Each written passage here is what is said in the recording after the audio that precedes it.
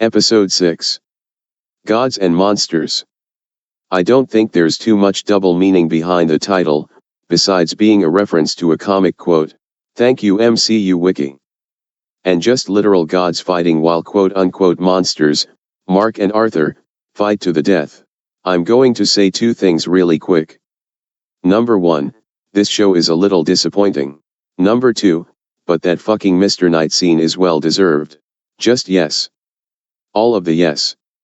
Definitively, the best action scene from the Moon Knight series is Mr. Knight. Oh, but did I not call how this beginning shit was going to be set up? Only I think the actual setup was even longer than what I predicted.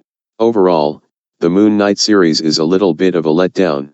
I'd still watch it over the season 2 Netflix Marvel series, but Jesus. I feel like this show was leading up to only two things, episode 5, and this scene.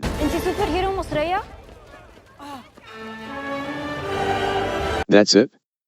I called that Jake Lockley season finale tease before this show ever even aired, so I wasn't too shocked by it. Honest to God, I did. Although, I was a bit freaked out because it was shot exactly how I imagined it. But the letdowns have to be what I said the series really ought to have covered in my thoughts of the previous episode. Surprise surprise, this finale covered virtually none of them. Still don't know much about Haro's history of how he came about Khonshu, Amit's staff, or even who he fucking was before being a puppet to the gods. All of the paranoia that episode 5 set up was rendered meaningless, and what the fuck was up with this girl from episode 1?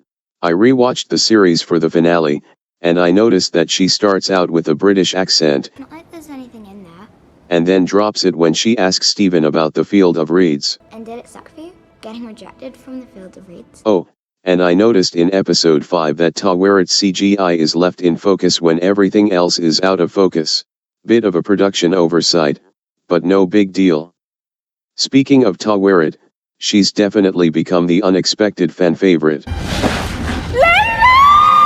But for a show that wasn't parading the idea that we'll get a season 2 early on before it premiered, it sure as shit took enough liberties with making this season a sort of prequel but not a prequel. In my opinion, the most well-done episodes were episode 1 and episode 5. They juggled their individual resources splendidly, and would have blended together beautifully as a series if it weren't for the episodes in between that provide too much noise. I'm happy we got at least some Moon Knight and Mr. Knight action in the finale, but when you really pay attention, the Moon Knight series has sparsely used Moon Knight at all, and even more sparsely with quality action. The budget for this show must have been really held back for the new character, because whenever some serious action is being set up, we get honeypotted. Episode 1, okay, the first time was interesting with promise. Episode 3 beginning bits, makes total sense. But every other time, including Haro fighting the Ennead, it just gets annoying. Speaking of the Ennead, what the hell happens to them now that their avatars have been slaughtered? Do they quit observing humanity, or do they find some new avatars? If I were to look at the season as a series that wasn't sure it was getting future seasons, then I'd say it did kind of poorly. But it must have known it had huge potential for getting multiple seasons, because it tap danced on its resources like it did. I'm just disappointed that the show and the show's characters were used so casually. Besides that, I was pretty happy with the snippet of Moon Knight action we had. It was very faithful to the character, and I did not expect his truncheon to have a grappling hook. Who knew ancient Egyptian god weapons had grappling hooks? And I know I've said this show has been overusing Layla for the sake of having an Egyptian female superhero, and I stick with that, but I honestly enjoyed her action and outfit. It looked really cool, and she's basically the Egyptian Falcon. Of course, she said it was temporary, so another bit of awareness in the ulterior motive. Short burst of promoted inclusion, and that's the end game. The ending before the post-credits is sorely underwhelming. Nice callback to episode 1, but still. Even with the post-credit, it's way too abrupt. Mark and Stephen think they're free, but Stephen goes back to his life, Mark is just in the back seat, and what happens to Layla? This isn't even season 2 worthy questioning. It's just okay, how does this resolve for a little while? Answer is, flat like month-old soda pop, and Oscar Isaac. I'd be crazy if I said anything bad about his performance, because it was fucking phenomenal. Not only did he manage to make Mark and Steven feel like authentically different personalities, but he could switch between those on the fly so well that he should probably see a therapist, and make sure he doesn't have DID himself. Ethan Hawke as Harrow, despite the villain being a bit of a tool for narrative adversity, had some really good acting bits. Just needed to be treated with a little more respect before getting the classic MCU villain retirement plan. I'd give May Calamy some praise if I didn't feel like there was so much effort put into making her character the deliberate show stealer. She portrayed her character very well, but I think her character could have been used better. Season 1 just leaves loads of questions and elements unresolved, and I can only hope Season 2 deals with most of them. I doubt it, because it seems like they were only means to an end. I feel like we still don't understand what it's been like for Mark being Moon Knight for so long, or the surreal elements that were at play like that friggin' little girl. She's going to be a plot crack that bothers me for a while. And again, Harrow's relevance and backstory have added up to mean pretty much Dick really did get boiled down to a Bond villain. The Khonshu twist that I called for a while was decent. Even better that he was wearing the suit.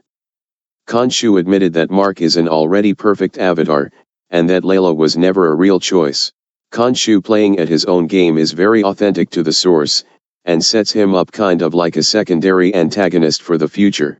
And assuming my theories about him being involved with Mark's upbringing, which by the way, I noticed this.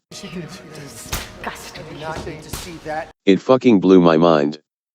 So if my theories hold any weight, then Season 2 could be even darker. And Jake. I feel like Jake will kind of be like the Green and White Power Rangers. Against the protagonists, but will see the light and join them. I actually want to see what his version of the Moon Knight armor is. I'm calling it. I say you see the mouth and chin, and he has Moon Knight's classic cestus gloves. Maybe it's like some sort of biker gang Moon Knight, with a white leather jacket. That'd be bitchin'. Oh, and speaking of Moon Knight armor, I still don't get why the suit looks the way it does, or changes based on the mentality of the wearer. Mark said, the ceremonial armor from Khonshu's temple. But we've seen that place, and where the fuck was the display case that showed the armor? Did Harrow's armor look the same or different? Back to Harrow again. See. Definitely lost a lot of answers with him. I just really hope Season 2 does better.